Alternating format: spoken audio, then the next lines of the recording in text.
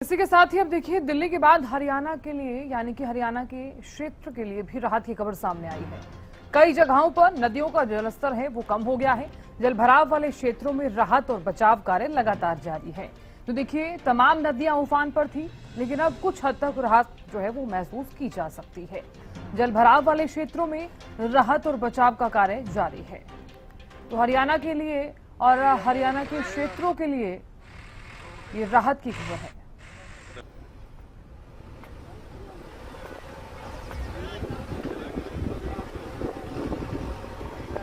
और खबर पर ज्यादा जानकारी के साथ बल्लभगढ़ से हमारे संवाददाता रजत सिसोदिया जुड़ गए हैं। रजत, देखिए एक तरफ तो दिल्ली में जिस तरह से यमुना नदी का जलस्तर काफी हद तक कम हुआ है, खतरे के निशान से अब काफी चीजें जो हैं वो काफी आसान भी हो गई हैं। और हरियाणा में भी इसी तरह से जो नदियां उफान पर चल रही थी, अब खतरा कुछ हद तक कम हो चुका है।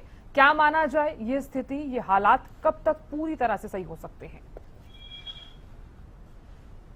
जी, मैं आपको बता दूं कि जिस तरीके से पहाड़ों में आज से पहले लगातार जो भीषण बारिश हो रही थी, बाढ़ के हालात वहां बने हुए थे, तो कहीं ना कहीं यमुना में जलस्तर बढ़ने के कारण हथनीकुंड बैराज से पानी छोड़ने के बाद जो है फरीदाबाद में बाढ़ के जो हालात हैं वे बने हुए थे। यमुना से सटे लगभग 1 दर्जन से अधिक जो गांव हैं वह जलमग्न होते हुए नजर आए थे। लेकिन अब जब बरसात पहाड़ों में कम होने लगी है, तो कहीं ना कहीं उसका असर जो है यमुना में देखने के लिए मिल रहा है। जो जलस्तर है वह धीरे धीरे नीचे जा रहा है। बात की जाए अभी तक की, तो लगभग 6 से 7 फुट पानी जो है नीचे जा चुका है। तो कहीं ना कहीं अब ये बात कही जा सकती है कि जो है लोग अब वहां पे राहत की सांस लेते हुए नजर आ रहे हैं। लेकिन कहीं ना कहीं पहाड़ों की बरसात और तमाम जो नदियां अन्य उफान पर चल रही हैं, उस पर भी मैटर करता है कि कब तक ये राहत जो है उनके लिए ठीक रहती है। क्योंकि देखिए जिस तरीके से बरसात का मौसम है, मौसम विभाग भी आगे भी अलर्ट कर रहा है कि 20 सितंबर तक जो है कई बरसात जो है देखने के लिए मिल सकती है। लेकिन कहीं ना कहीं अगर अभी की बात की जाए, तो तमाम